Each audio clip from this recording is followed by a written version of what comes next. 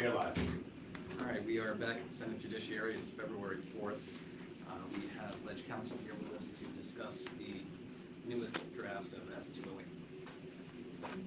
Sophie Zagatny for the Office of Legislative Counsel. Do I have your permission to share?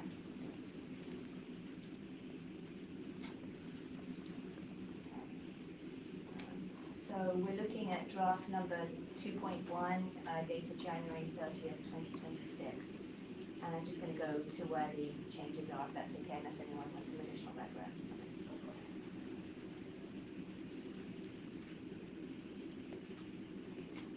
So this is under the exceptions portion of the bill, and it provides that notwithstanding subdivision 2, which is the requirement, the prohibition on masks and disguises, under subdivision B, it adds law enforcement officers working with or in conjunction with the Vermont Drug Task Force to address a concern that came up last time, that maybe people that aren't directly with the Vermont Drug Task Force but are working sort of in conjunction with them. And then the final section E, the penalty, the committee was interested in having a civil penalty for the first couple of violations and then a criminal penalty. And so the first offense involves a civil penalty of not more than $1,000. A second offense is $2,500.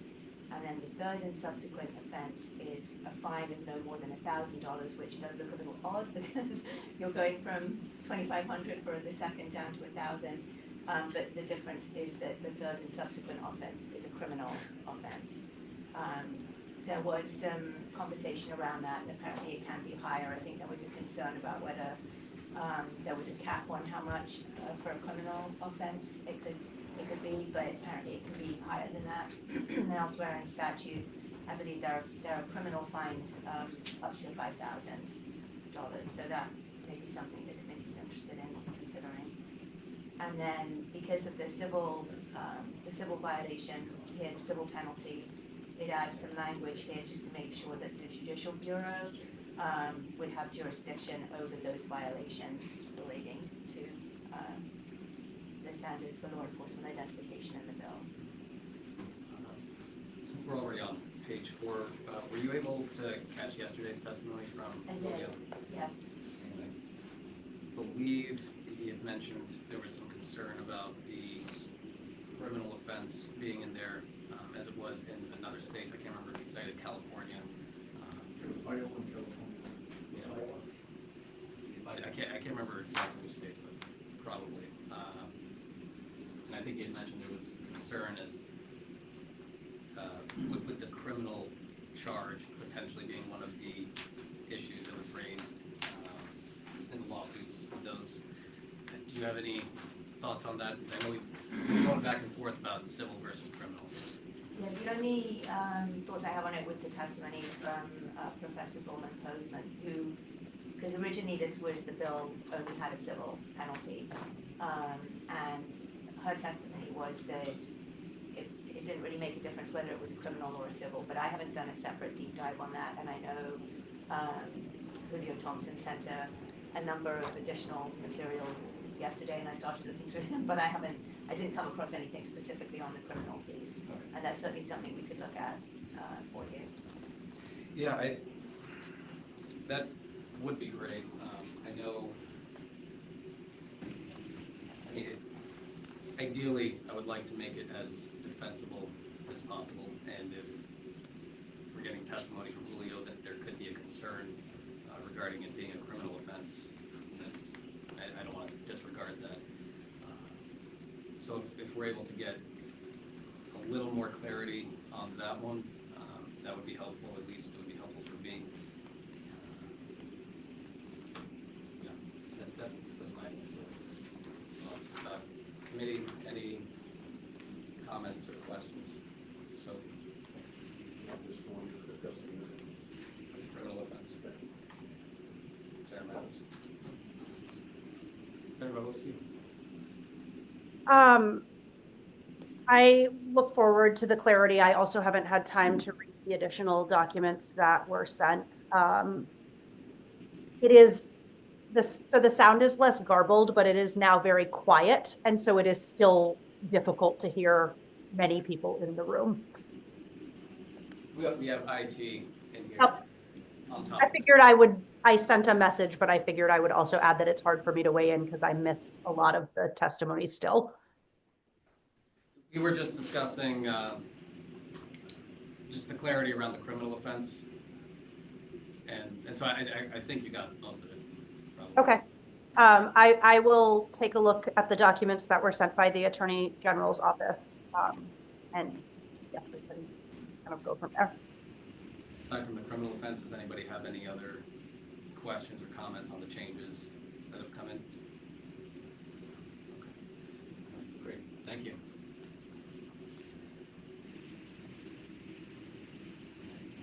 Lieutenant Robinson? I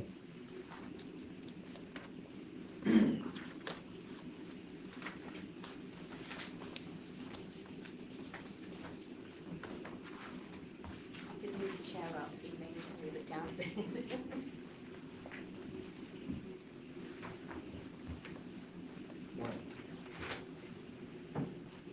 Oh, yeah.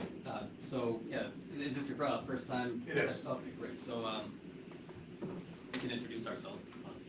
Yeah, how's it going? Chris Mattos, represent Chittenden North. Dr. Sheen, Wyndham County. Bob Norris, Franklin County, and the town of Albuquerque and Grand Hill County. I'm Dustin Robinson. I'm a lieutenant with the state police. I'm the commander of narcotics investigation here. Great. And we have Senator Vohosky on the Zoom as well. Tanya Vyhovsky, I represent the Chittenden Central District. So welcome to Senate Judiciary, and if you just want to, well, you already introduced yourself, but yeah, happy to hear your thoughts on this bill and any potential changes that you'd like to see, thoughts, comments, concerns. Floor is yours. Is there a specific question that you have for me? I'm here, I guess, to speak in terms of Yeah, so task force specifically.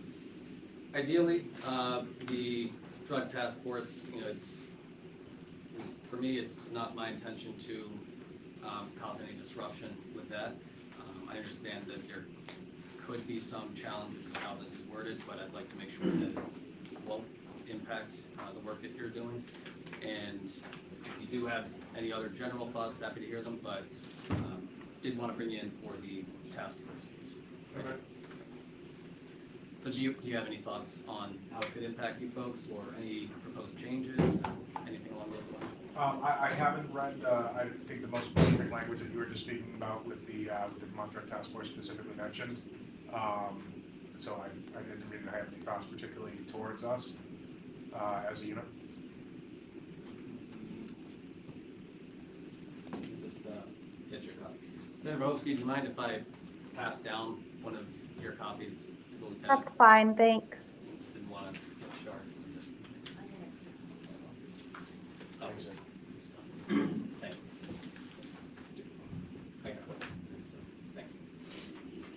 Yeah, it's on page 3, starting on line 8.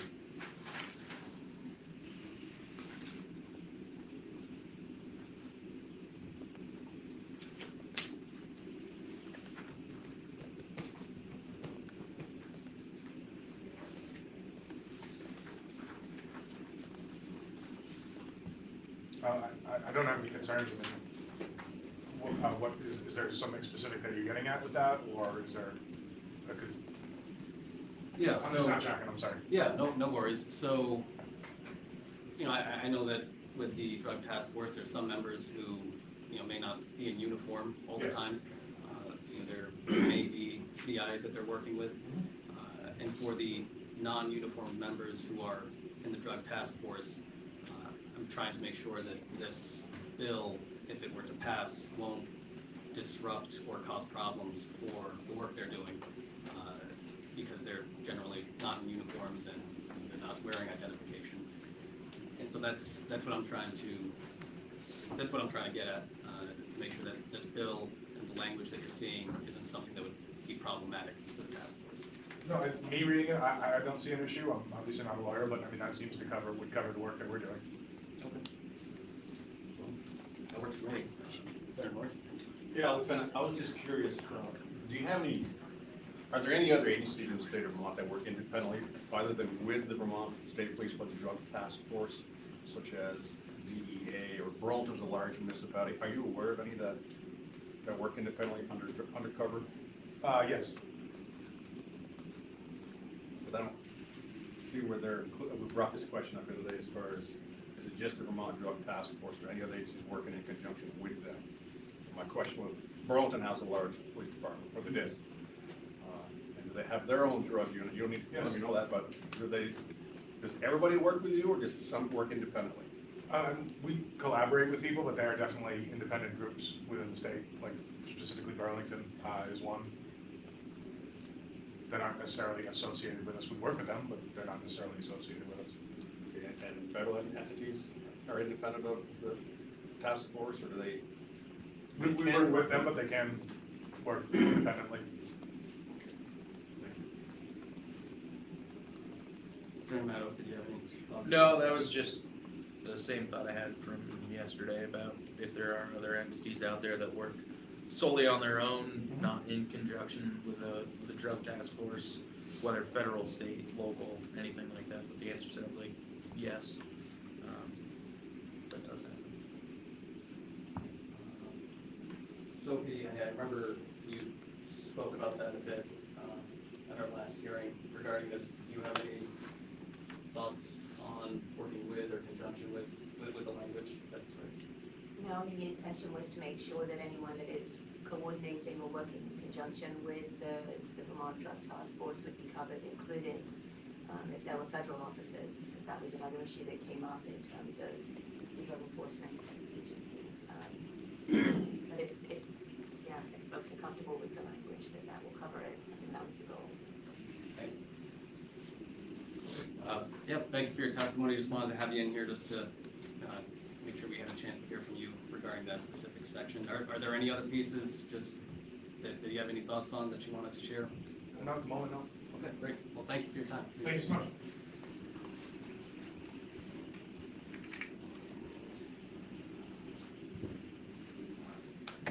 Matt Raymond?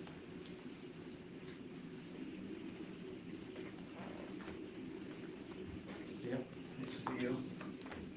Yeah, so please introduce yourself, and I know you've met us all before, but yeah, the floor is yours. Yeah, Matt Raymond, I'm the commander of the Vermont Internet Crimes Against Children Task Force. The mission of the task force is to prevent the victimization of children by people using the internet or technology. In clearing up some testimony from Julio yesterday, I this morning watched that on the YouTube recording. No, we don't wear masks when we execute search warrants or effectuate arrests or anything like that. My problem, I don't have the current, this is the new draft. It should say 2.1 at the top left corner. My concerns were on two sections of the old bill. I'll just address those really quickly. I think they probably carry over. One is just confusion on, it would be the old was page 2, starting on line 12. A law enforcement officer shall be clearly identified by the officer's name or badge number or both on the officer's uniform. There's a number of people working in law enforcement in plain clothes positions where you don't actually want to be identified as law enforcement, specifically we do a lot of surveillance. So if something comes back to an IP address at a residence, we could be on a street corner or in a vehicle or whatever, but we certainly don't want to be announcing that the police are surveilling this place, which would be problematic if plainclothes officers have to identify themselves all the time as law enforcement officers. So that's one problem. And then the other was the exception to active undercover drug-related operations, and now I guess the language just specifically refers to the drug task force. So we do a fair amount of proactive undercover operations, which can both online and in person necessitate disguising our personnel.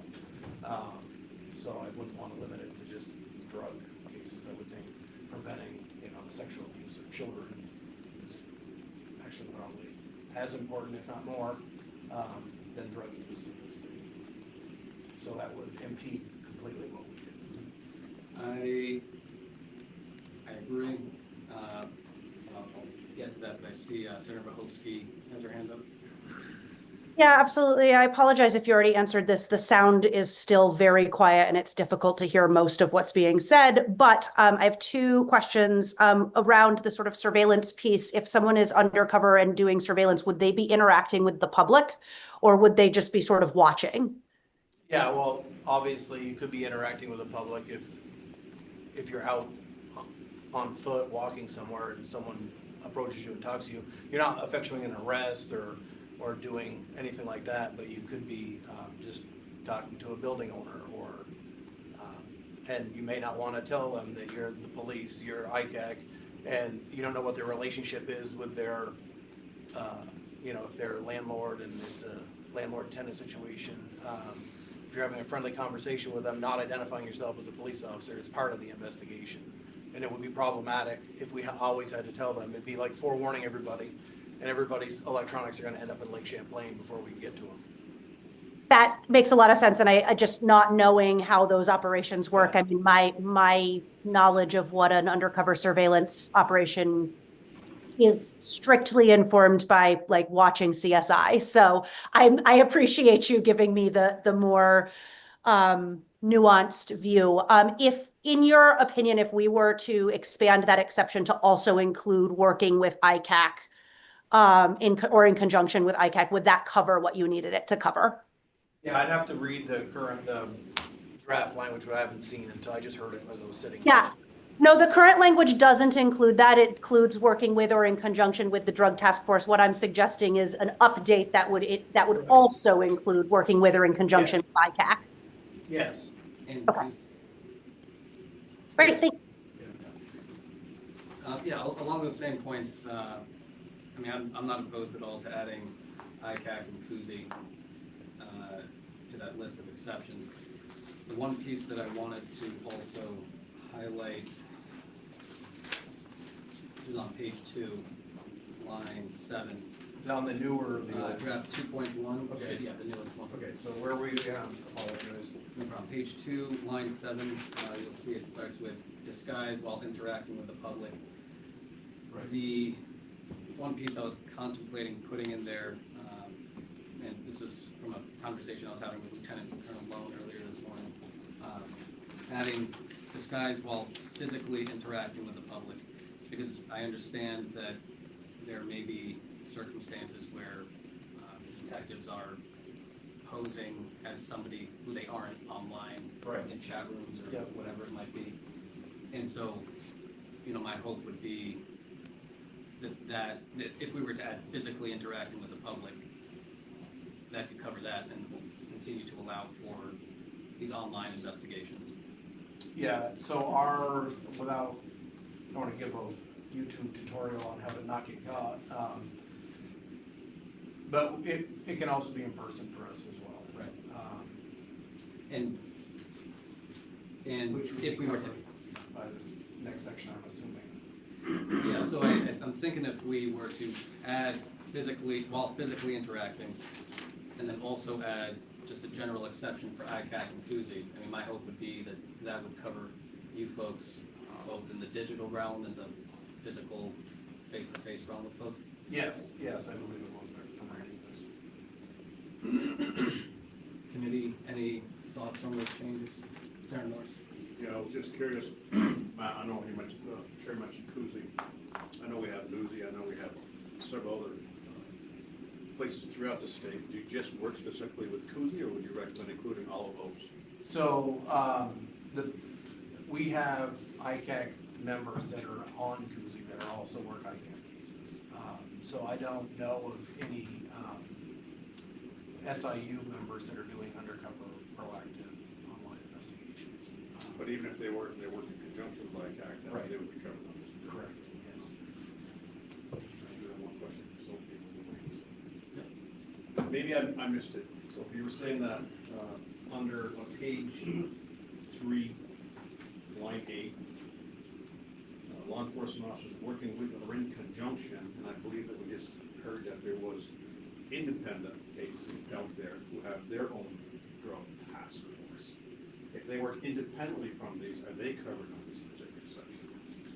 Not the way it's currently written, because it anticipates that those other agencies would be working in conjunction with the Vermont Drug Task Force. So if they're completely independent and there's no working collaboratively with them, then it wouldn't. I don't know if that occurs, or if there is that collaboration.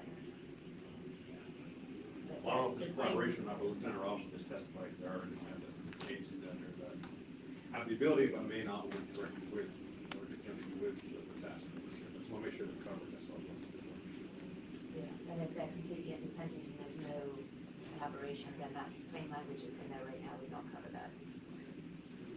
So if it were to say agencies working with or in conjunction with the Vermont Drug Task Force, would that still extend to the individual officers that I think Senator Norris is talking about, where they may not be working in conjunction, but they're still in the agency that is working with or within conjunction with the Vermont Drug Task Force? I mean, if there is that relationship, I guess I was understanding the question to be if there's no relationship between them. Independent of the trap task force. Right, so I think that the way, I think if it were to say agencies, it would get at what I think you're getting at.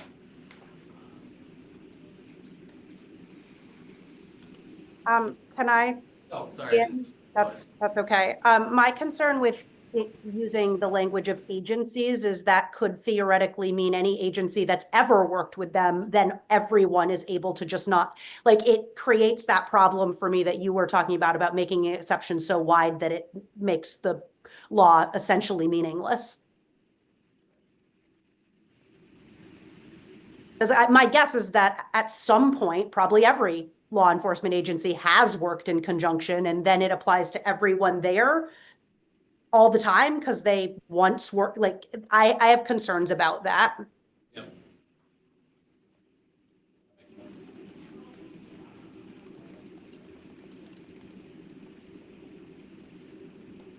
Committee, anything else? Sorry, we kind of okay. detracted, but we kind of went on a tangent. It's We okay. really want to, you're in the seat, so any committee, anything else for, witness? Do you have any further testimony? Or? No, that was it. Those are two sections I wanted to address. Great. Just the plainclothes officers not obviously identifying themselves all the time and being able to disguise doing undercover. We get So committee, are we generally all right with adding the word physically on page 2, line 7, and then also adding an exception for ICAC inclusive? Add those changes. Thank you. Okay, great. Thank you very much. Thank you. And Lieutenant Colonel, do you want to testify as well today? Yes, please. Okay, sounds good.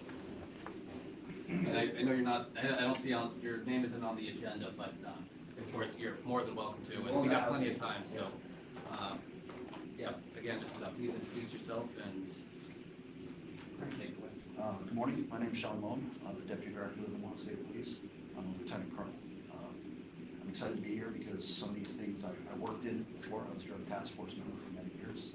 And I've worked with Cousy units and I've ran a lot of investigation units.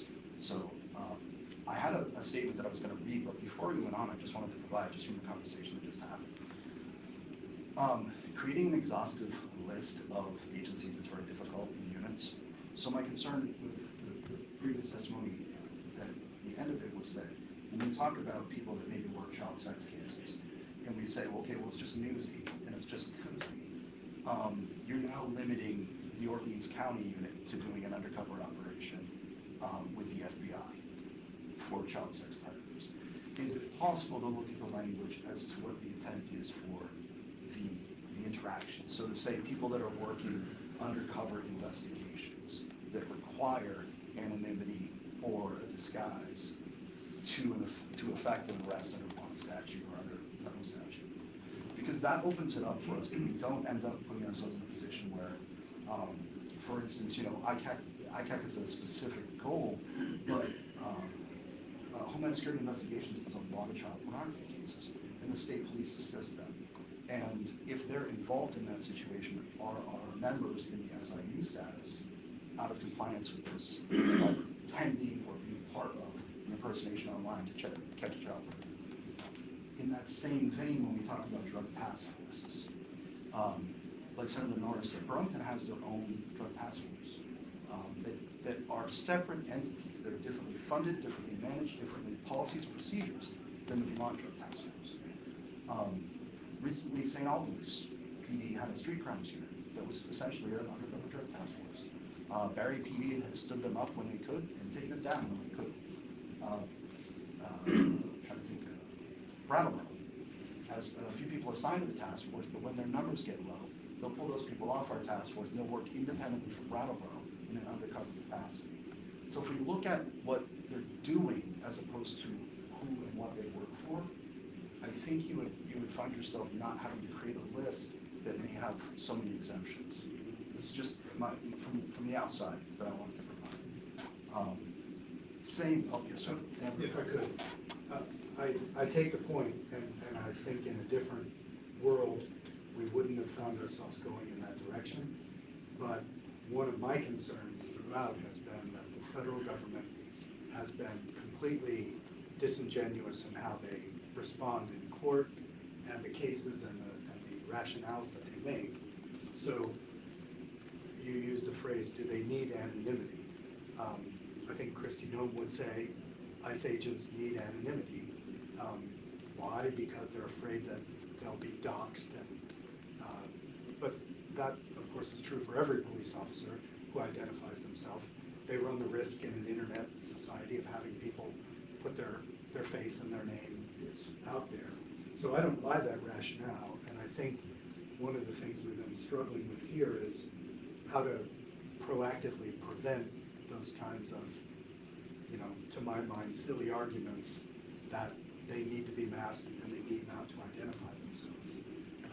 That's why we started focusing on, did you actually belong to a drug task force, as opposed to, do you need anonymity? Yeah. I completely understand what you're saying. Yeah. My concern, the counterpoint to that would be, are we hindering Vermont law enforcement? And this is the fine line that we're trying to cut here. Yeah. And what I'm hoping is if we can create, and I don't have the wording for it, I apologize, I'm just coming up with a good idea here.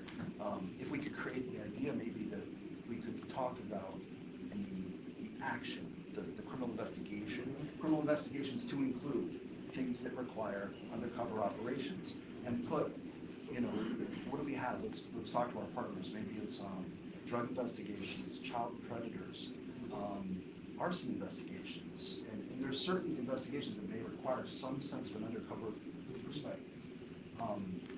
And that may give us a limitation where your concerns might be met, that we wouldn't have federal agents doing the things you're concerned about, but Vermont's to be able to work in that 360 scope of law enforcement in Vermont. No, I think that could work as well. And I know this is kind of a wrench at the end of the game, but I really want to make sure this works well. That's my goal. In other words, Just to clarify, which part do you think would work? in other words, not enumerating task force and ICAC or whatever the acronym is, but instead saying in the furtherance of undercover drug operations. Although, I guess my problem there is that the administration has been using the fentanyl crisis as part of the reason why ICE needs to be out in communities. So it's just hard to, if we say drug operations, undercover drug operations, and we didn't specify beyond that, I think the Justice Department would have no problem arguing that ICE is pursuing undercover drug operations, and Border Protection are pursuing undercover drug operations, because they've used the fentanyl crisis as the emergency that's allowing these surges in federal agents. So it's very tough, but I take your point. It's not our intention at all to hamstring Vermont undercover operations that are necessary. And I completely understand that. That's why I wanted to come and talk. And Also going back on the same conversation, I'm gonna skip my next one, because I think this is a better conversation. So, I oversaw the criminal division. Criminal division dresses like everyone here. Suits and ties, business attire. They don't wear nameplates.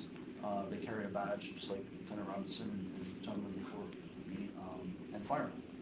And the way this is written, it just says law enforcement officers. So that would require a big shift of the way we do business in the state for our plainclothes business attire people. My question is that the intent to have all law enforcement? That's something that we would want to discuss as law enforcement leaders. Are we going to be getting identification for people? And in doing that with our criminal division folks, part of what they do is they work in business environments. So they're dealing with victims, they're dealing with banks. They're going in dressed as a business environment, suit and tie. So that was one of the things that came up too. And then the last part that I wanted to talk about was that was on the identification part. But the last piece chair is sliding down. If you can't tell, can you see it? I'm getting shorter. I can feel it in a couple seconds. I was worried about the firearm. So the other thing is regarding the masking situation. I wanted to bring up a couple of events that are personal to me. So I have had skin cancer several times. I've got a lot of scars on my face across my head. As a police officer, I often wear a UPF cover. And my thought on that was I need to protect my skin. I wear it when I'm doing trainings. I wear it if I was out on a car crash, if I had to be out on a boat, anything like that. I'm just going to fix this, I'm sorry. That's happening. This doesn't allow for that, and I think that that's not the intent, and Senator Sheehan and I talked about it. I think us keeping our faces covered for safety is important, sun exposure and cold exposure, but the intent is that we're not interacting with the public with our faces covered. And I wonder, instead of creating, again, an exhaustive list of all the times that we can't wear, or we can wear a mask, if we said that when we're speaking with the public and physically and verbally interacting with the public, we need to keep our faces covered.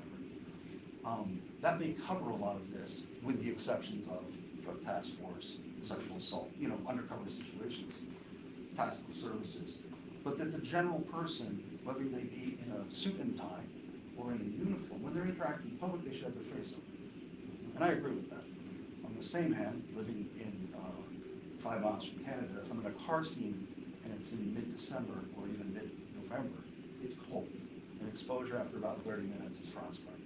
So I don't want to set us up where our members, our civil servants are being opened up to health risks, whether it be sun or cold. So again, going back to that idea of that exhaustive list, is there a possibility to look at this differently and say, when we're interacting with the public, when we're speaking with the public, when we're effecting an arrest, when we're doing interviews, we can use the right terminology. We should not have our faces covered. And I think that, I hope, if I understand correctly, is the intent of this. I see Senator Mahowski has her hand up. Yeah, I appreciate that. And my understanding from previous testimony, I think it was from Legislative Council, is that's already what the bill does, is that caveat around interacting with the public already applies. We had conversation with it about the cold. If someone is in the woods looking for a hiker and not engaging with the public, they would absolutely be able to cover their face regardless of the temperature because they're not interacting with the public. So my understanding is the language sort of already does what you're pointing to on that end. Some of your previous testimony, again, the sound is so low, it's very difficult to hear anyone in the room. So if I'm speaking over something that you've already said, I also apologize. My dog is now barking. So I think the bill does what you're getting at in terms of parsing out that the exceptions or the exceptions apply if one is interacting with the public and those are then accepted. The overall bill says if you're not interacting with the public, sure, of course you can cover your face if you need to for sun exposure or cold exposure. Just for my understanding, ma'am, so when I read the bill as a police officer, if I think about interacting with the public, if I were directing traffic although I'm not speaking to the public, I would feel that I'm interacting with the public. And I think the public would feel that way too.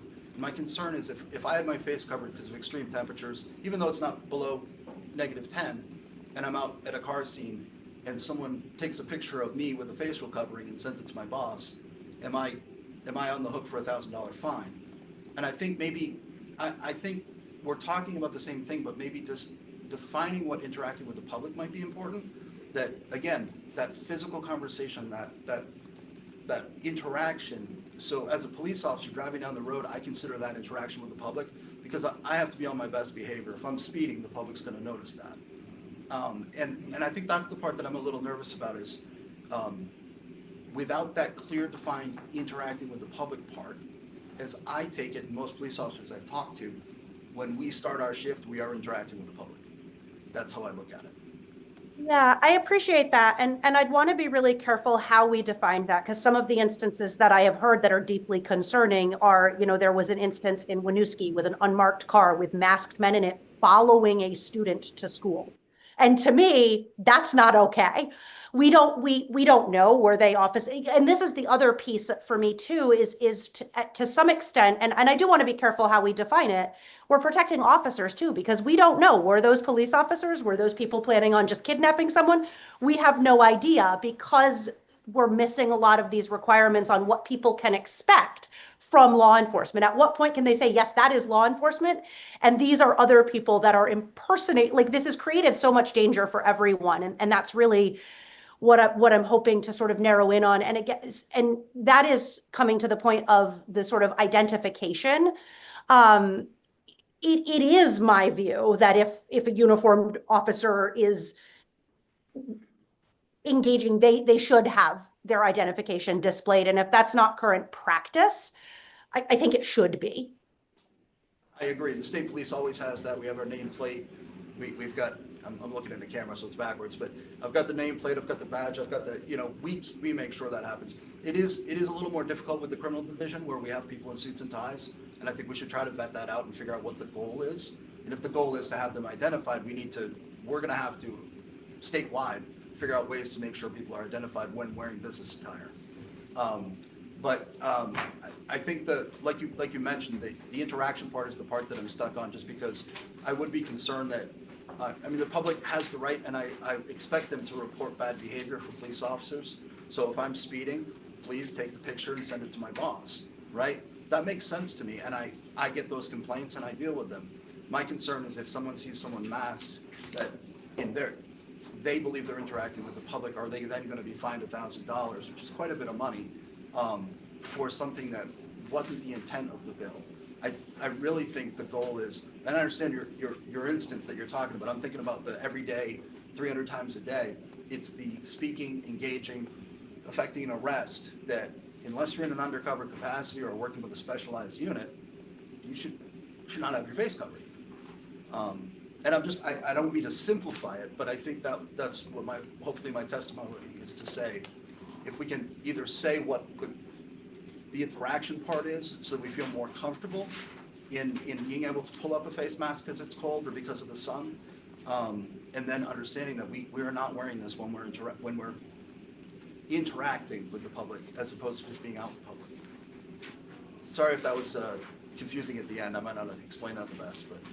No, that was definitely helpful. And it sounds, I think we can probably find, maybe the language we find won't please everyone and capture every circumstance, but I think that we can probably find a way to craft a definition that captures what we're talking about. But I do think there's some areas where I'm going to use legislative counsel's word, a little squishy. If I'm following someone, am I interacting with the public? If I'm just walking a beat, am I and I think those are different things. And that's where I think that we can probably improve on this definition. And I think it's unlikely that we're going to get every little fine nuance. Thank you, ma'am. I appreciate it. Yeah. If I can interject, I don't know if I'm oversimplifying a potential solution here, but regarding the criminal division, I can imagine that figuring out name tags and call signs for plainclothes detectives can be challenging. But for example, my own state ID, I'm assuming they'll still get IDs similar to this? Yeah, so, Would it, yep, I'm sorry. but I was just gonna say, I mean, would a possible solution just be a lanyard where they can have the ID hanging if they're interacting with folks? I mean, that is, it also, it says you, so you name, and then I believe it's, there's an or in there, which is Name helpful. or agency? And then the officer's agency on the officer's uniform. That's the and So- part that we would have to address, All right. because the uniform is a suit. Yeah. Um, Well, I don't know if I'm splitting hairs here or getting into semantics, but, I mean, if you're wearing a lanyard, part of your uniform, right, to some extent? Yep, I'm just going, again, being the person that would follow it exactly how it's written, because I want people to stay out of trouble. The officer's agency on the officer's uniform, maybe it could be the officer's agency displayed. Because we carry a badge, like, everyone has a badge. Some detectives wear them around their neck, some detectives wear them on their belt. You know, it depends on the situation. Obviously, if you're walking into a room full of children, you want to, you know, talk to somebody as a victim, you know, having the badge at the front, you've got out, it's not always helpful. Sometimes it's a little more casual, and I would let other people speak more to that. But at least they would have it on them. They have the badge on them. It's not visible at that moment, but it's a jacket pulled away. So I think that's just, if we can look at fine tuning some of those things for the other than uniformed person to still be effective in their role without having to change their entire approach to dealing with victims and complainants. So would it make more sense than to have the officer's name, the officer's unique radio number, badge number, visibly displayed on the officer's person? Yeah. Because that would be a landmark, which we all carry ID. Every one of us carries an ID, both the state police ID and some of us even have state IDs, but most of us, you know, we at least have a state police ID. So, I think that could be a reasonable change that addresses that concern. And I mean, it's not just for VSP, it'll be for, you know, all the officers, you know, every That's- PD Yeah, that that's has the important detectives. thing. I really appreciate that TSU and Drug Task Force are in here, but there are groups that are statewide that aren't us, and I want to make sure this affects all law enforcement positively. And I think we would also have to make a similar change, one line down, the officer's agency on the officer's uniform, to be something similar, the officer's agency visibly displayed on the officer's person.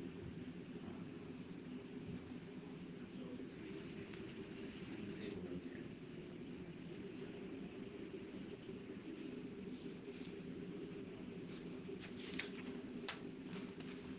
Committee, do we have thoughts on those two changes to this issue? Anybody opposed? So I do have a quick question. So is it my understanding now that if they have a lanyard or whatever else, say they're masked, once they approach someone on a motor vehicle stop, pull the mask down, identify themselves, get all those requirements, can they pull their mask back up again, or When they're If you're not done, interacting. when they're with them. done, is what you're saying? Yeah. And Senator Norris, that's a perfect example. Again, getting back to that, what is the interaction part would be really helpful for law enforcement. Yeah. While I understand the intent, it's also important that the public understands the intent, so they don't hold us accountable, something that wasn't necessarily the goal here, you know? We added those two changes for. and I would just stress, from my point of view, none of this would be necessary, except for the way that federal immigration customs enforcement people are operating. None of us have any problem with the way our law enforcement agencies, we don't have a problem with people going masked. You know, we are using it appropriately here, but we're trying to make sure that this is not classed as a discriminatory measure, and so it's bringing all law enforcement into it for constitutional reasons. I completely understand, and I appreciate the positivity of us. Yeah. And I'm glad that everyone's willing to at least look at it to make sure that, separate from your concerns, that we can continue doing what we do for the state of Vermont, you know, across all the law enforcement levels.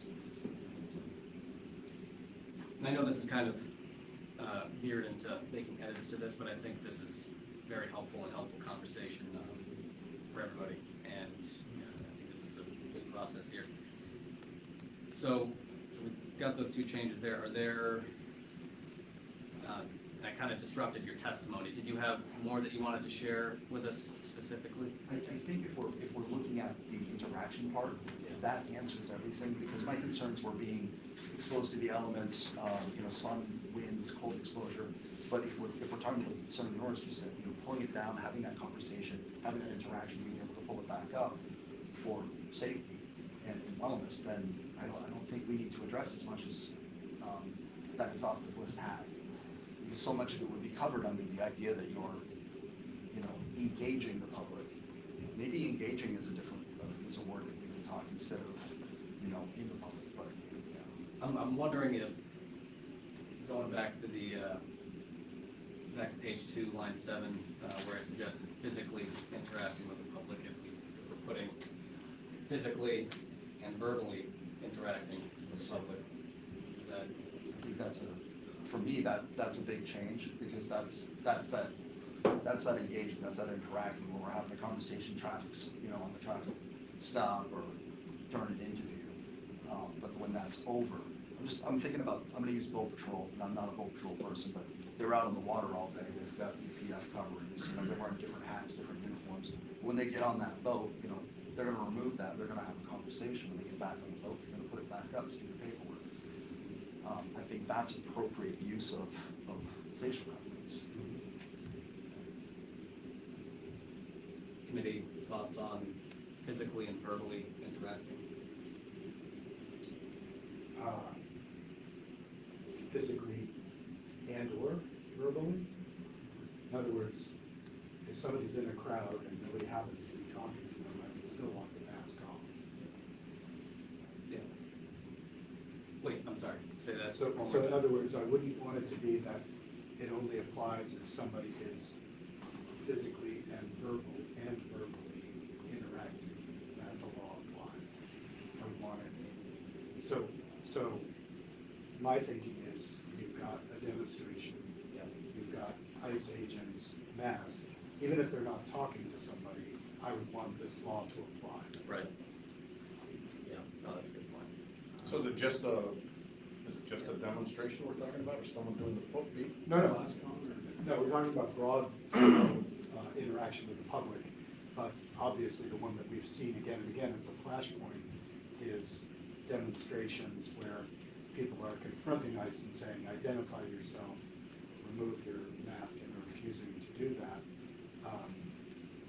Or even when they're going to arrest people, they're asking them to remove their mask and identify themselves. So I'm thinking if we can keep it broad and interacting and engaging seem to me to be two words to capture the fact that you're out in the public, you're not in your car driving somewhere. I know you said that seems public to you too, but personally, if somebody had a mask on in the car and then they get out and they're among the public, I would expect this. Senator, I saw Senator Vogelski and then Senator Matos. Thanks. I agree with Senator Baruth that limiting it to physical and verbal is too limited. The example, and this is where I think it gets a little bit difficult, like I said, to fine tune and capture in every direction what we're looking for.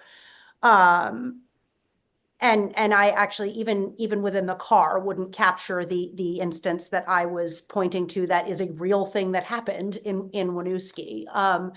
So I want to be careful how we narrow it, because I think it's a pretty broad group of things. I agree. If there's a rally or a protest and there are officers there, the public should know who they are. If there, so I think it is tricky. And I don't think that physical and verbal, I think that is too narrow.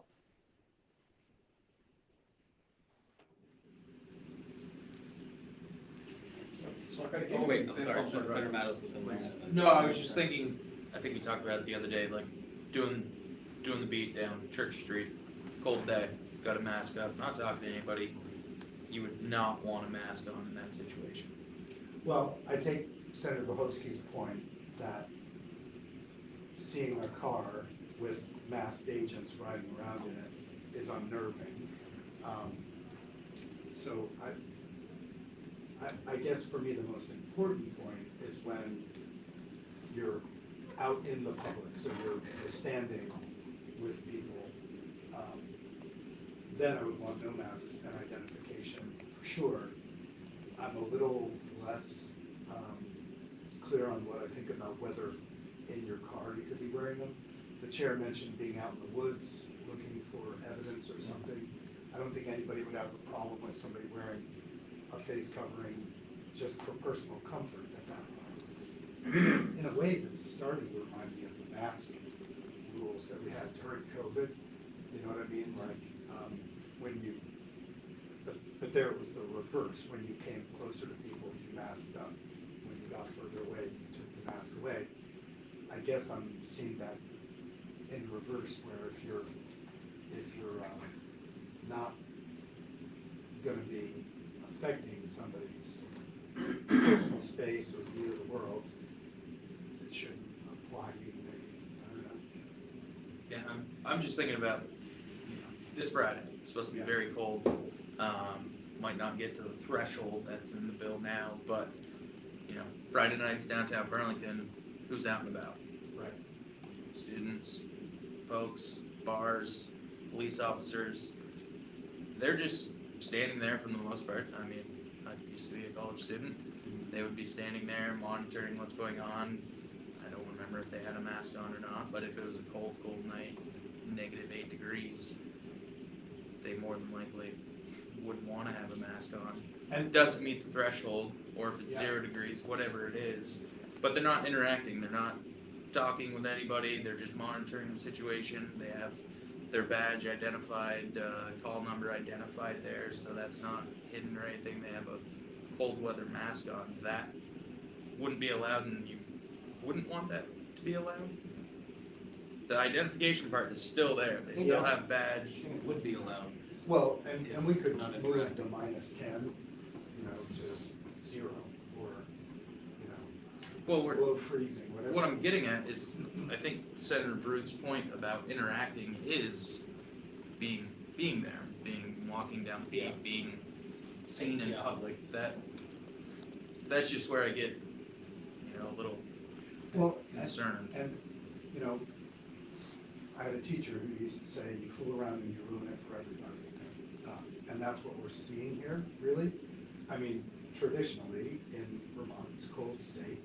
If I saw, law enforcement wearing a mask on a cold night, no one would bat an eye, because you knew for a fact if you walked up and asked them to identify themselves, they would. But now we have federal agents who are refusing to identify, masking, and doing extremely dangerous things if people confront them for identity, like drawing a weapon or pepper spraying them directly in their eyes. So I feel like that situation is having blowback for our normal enforcement. Nobody, I wouldn't say nobody, but we don't often have problems with how law enforcement are doing their jobs in the state. But the idea is how can we script it tightly enough that it will have the effect we want on the people who are breaking those traditions, but not be discriminatory in the constitutions.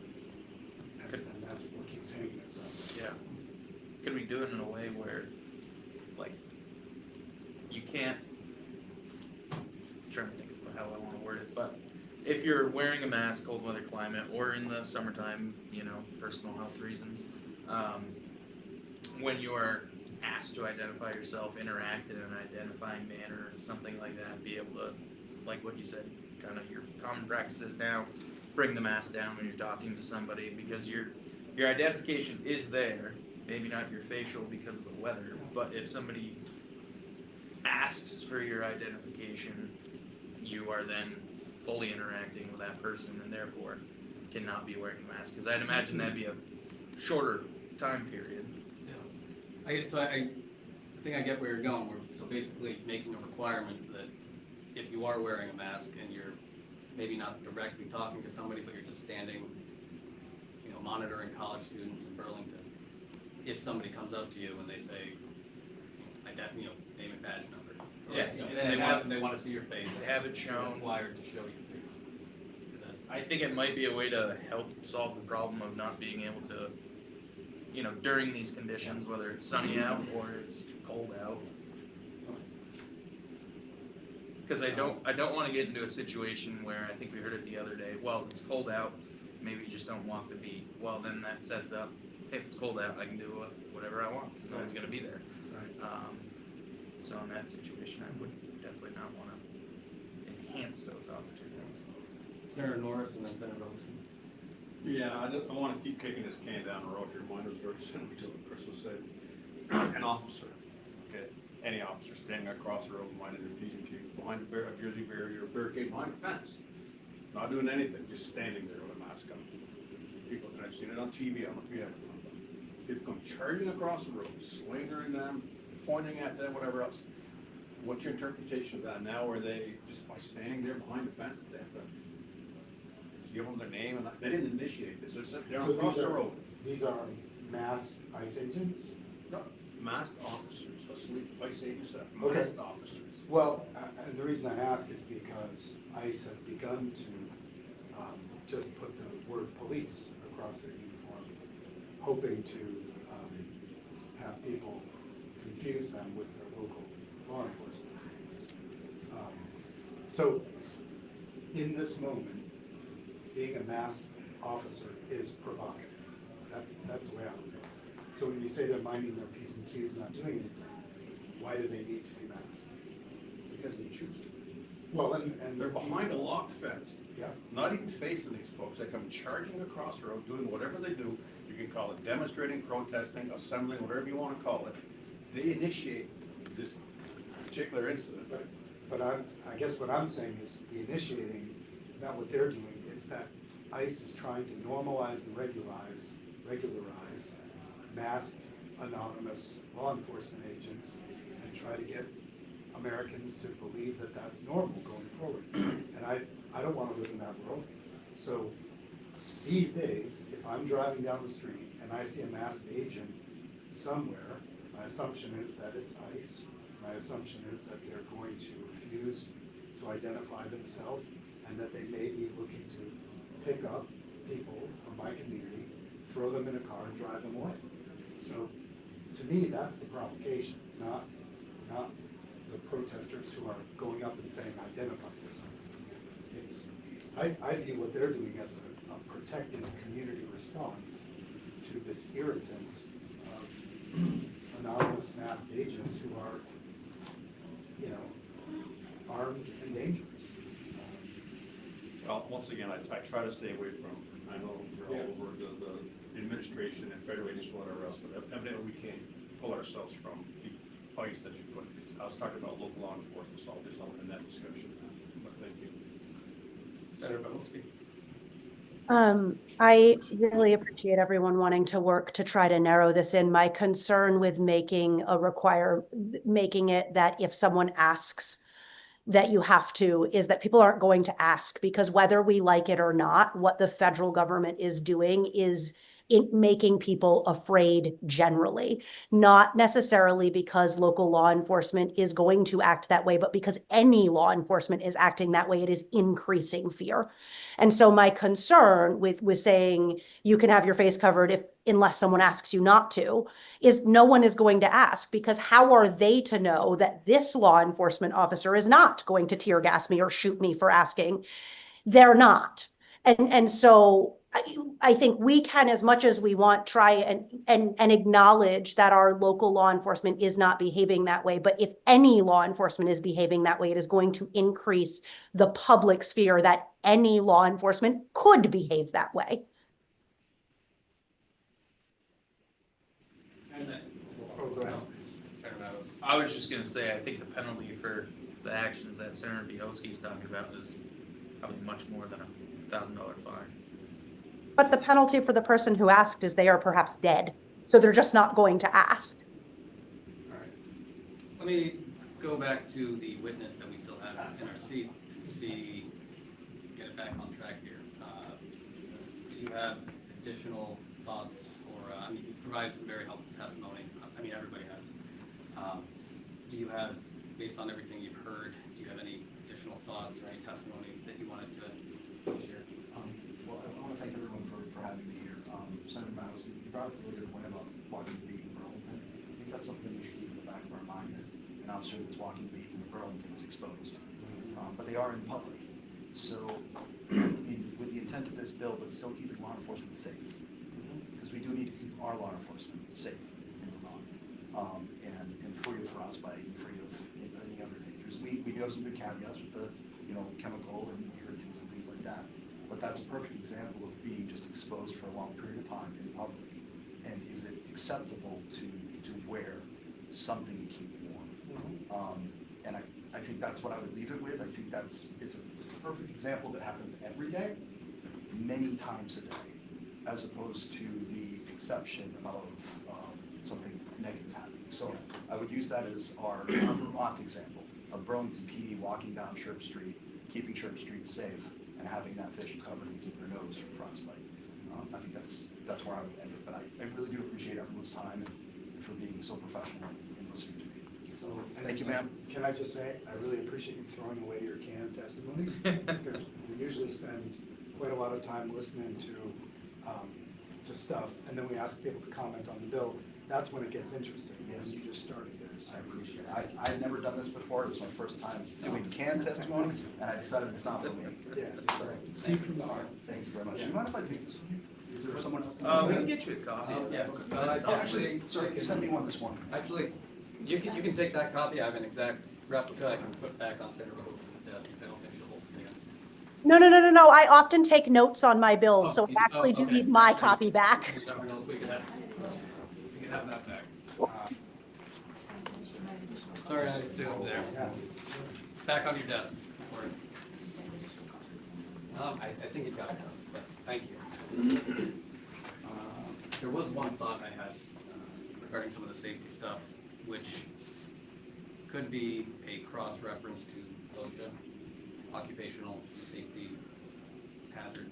I think that's pretty close. I know what you're But you'll know what I'm referring to. Making reference or cross-referencing that nothing in here will supersede OSHA or OSHA in terms of occupational safety hazards. So I don't know off the top of my head what all the provisions are in OSHA, but I think that's something that could potentially get to being on a boat or being in -10 or -5 degree weather without necessarily having to spell it all out in the law. Any thoughts on that? I mean, I'd be happy to take a look at that. I think it makes sense to be able to cover that. It's definitely don't want to overstep the bounds of OSHA and OSHA. Yeah, and then I don't thought. No, I was just thinking more along the lines, like in these weather-related issues, so to speak, is the identification of the officer's agency, badge number, name enough until somebody asks more? Like if you're wearing a mask because it's cold out, Yeah. but I see. according to this, you have to have your name, badge number, call sign, agency, what have you. Is that enough during those? Not for me, or do you mean if somebody's not? Like you need the person's face. Yes. Like in order to not violate this? Yeah, like if cold weather, OSHA supersedes, whatever, but their badge number, agency, If- all that is visible. If what you're asking, so we're not talking about a cold weather exception, we're talking about normal. No, cold weather. You're out walking the beat, Burlington. You're standing there, mask on, not talking to anybody, but your badge number, name, agency is all there. Well, so here would be the problem for me. Our last witness was talking about the need for it in the sun. Yeah. So now we've got in the sun or in the cold, which is the whole year, right? Because it's either warm or cold. If that's the case, then I think we really are weakening the anti-masking piece of it. if it's not linked to a certain amount of cold or in a Boscia way maybe to a certain amount of sun. Because what we're addressing is the sudden willingness of federal agents to go masked and unidentified. If they remain masked, there's a reason why in various moments in history we've forbidden masks, and it's because people terrorize, like the Ku Klux Klan and whoever. People are terrorizing communities with the mask. So it's very helpful if they're identified on their uniform, but it doesn't take away that. And that's why I like the piece from earlier when I said if you are abrupt, you can word it much better, but Yeah. directly interacting. And that could work too, I think. Seems like we've got 2 or 3 different possibilities that might work. I just have a hard time keeping them all in my head Oh, I hear it. at once. Yeah, so I know that some of the first changes that we suggested were adding, well, physically interacting Yeah. in the performance of the office of duty. It's on page.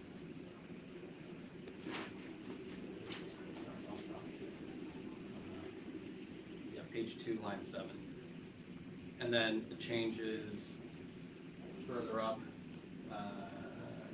subsections A and B, having the name or unique radio or badge number visibly displayed on the officer's person, and then the officer's agency visibly displayed on the officer's person. Those are the changes that I have so far. And then going to page 3, back to our earlier testimony regarding ICAC and CUSI. I think going to the point of not necessarily spelling out every single agency or sub-agency, yeah, I think that's a good point, but rather going to the conduct of what they're doing. So I'm wondering if we want to, instead of just saying CUSI, say undercover investigations related to sexual assault of minors. I don't know what the best way to phrase that is. I might defer to Commander Raymond for that. But to cover any other agencies that may not be CUSI or ICAC. Yeah. Commander Raymond, sorry to put you back on the spot, but do you have a way to phrase that to get what we're trying to get at? Child sexual exploitation. Child sexual exploitation. So My concern is just making sure that the exception covers, so there's basically like 2 phases of our investigation. Once we get to going to execute it, they mostly culminate in executing a residential search warrant where wear identification, where no one's masked. But not having to wear identification when you're in the investigative phase, if you're in a plain clothes, you're in t-shirt, jeans, monitoring a location, you don't want to be wearing, and it goes back to interacting with the public. If I'm sitting on a park bench and talking to public people, not about the case or anything, just being a person, and I'm monitoring a location, I don't want to be wearing my lanyard and police identification. And I'm not doing an active undercover necessarily. I'm doing a phase of an investigation where you don't want to put yourself out there as a police officer. Does that make sense? it does. So that needs to be covered as well for plainclothes, because we're not wearing suits in that case, or not today when I testify. But if I'm doing that, could be in a t-shirt and jeans, and I'm not arresting anybody. I'm not doing that. I'm effectively doing an investigation. So, the phrasing that I'm thinking of is making an exception for undercover investigations related to child sexual exploitation. And so, at least in my mind, at first glance, I would think that that would cover whether you're I just want to make online sure that that's the legislative intent, is to make that still okay. Yeah, Because, and if somebody is wearing a shirt and jeans and they're just watching somebody, right. in my mind, I see that as somebody who's being undercover, investigating child. I just want to make sure that was covered, because that's part of what we do. That's my intent. Committee thoughts on that No, phrasing? that's fine. I think that encompasses it better. Looks like everybody's in agreement. So can we do that? I was just gonna say, what are we gonna do about the drug To make a witness. drug enforcement part of it? We don't necessarily want to go in to identify that they're meeting the law. That's already in there, we should include it. Yeah. I think yours is like undercover. That particular piece, I'm not sure off the top of my head. Okay. I mean, I think it does get back to the issue that Senator Baruth raised of, there'll be some agencies that'll just say everything's a drug investigation. And so then it just creates this broad sweeping exception. It's also, we're never gonna get to perfection on any bill. But, so I'm not sure of the answer off the top of my head right now. That's something to think about. Next time.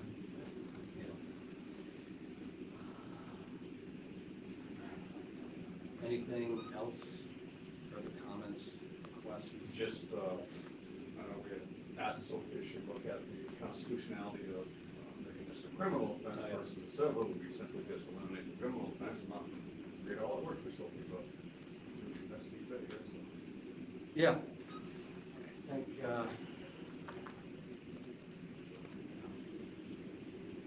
I'm not sure.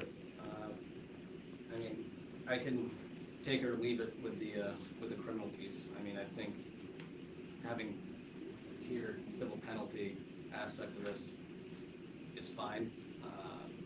I also do think that Julio would raise some concerns. I think I brought this up much earlier in the conversation. Julio would raise some concerns, sent us some materials. I personally haven't gone through them yet. But how do we feel about, I know it wasn't in there, we added it, and now we're talking about it again regarding the criminal charge piece. How are we feeling about it at the moment? I know where you're coming from now, but anybody else?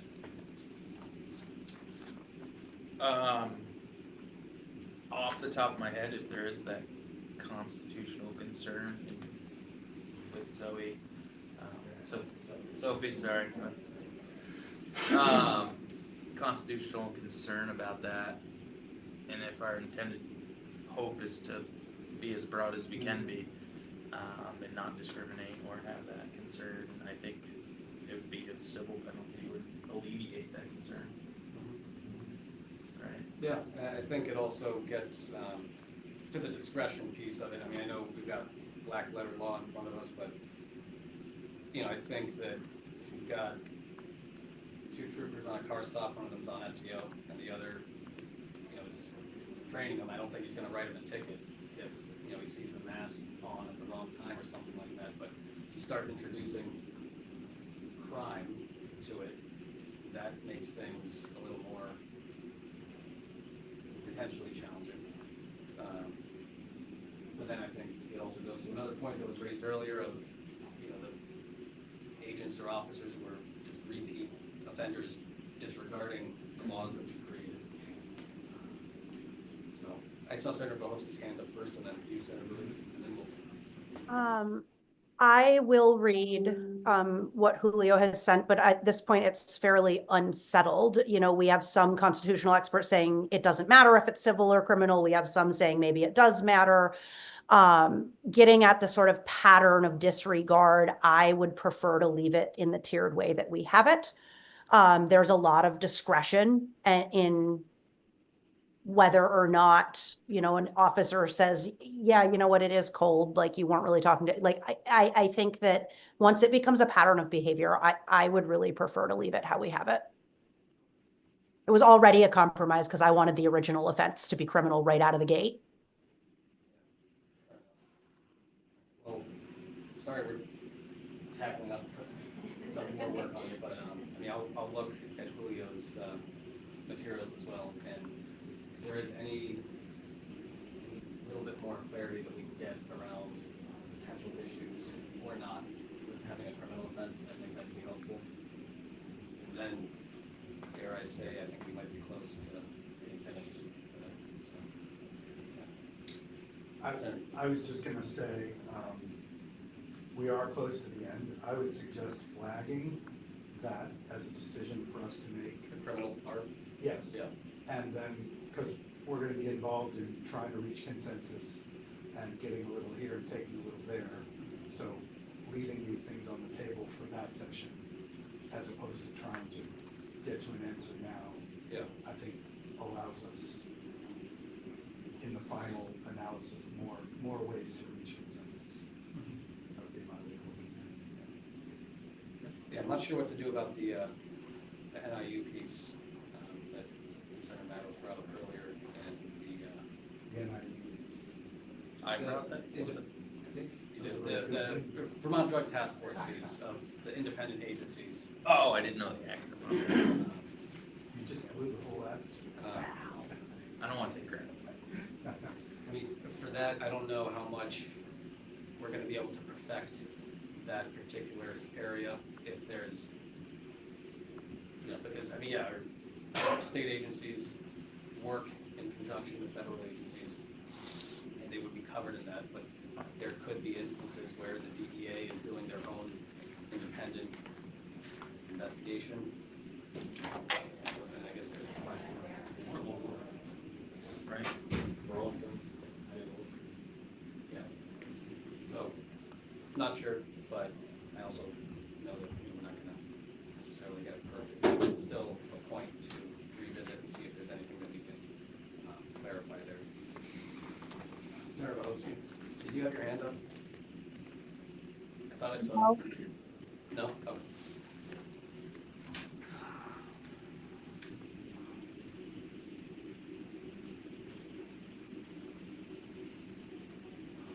So I have those two remaining decision points and those changes. I think, see, that's about it. Any closing remarks, anybody? We good? Great. Thank you all for coming in. Appreciate all the witnesses. Take care, Tanya.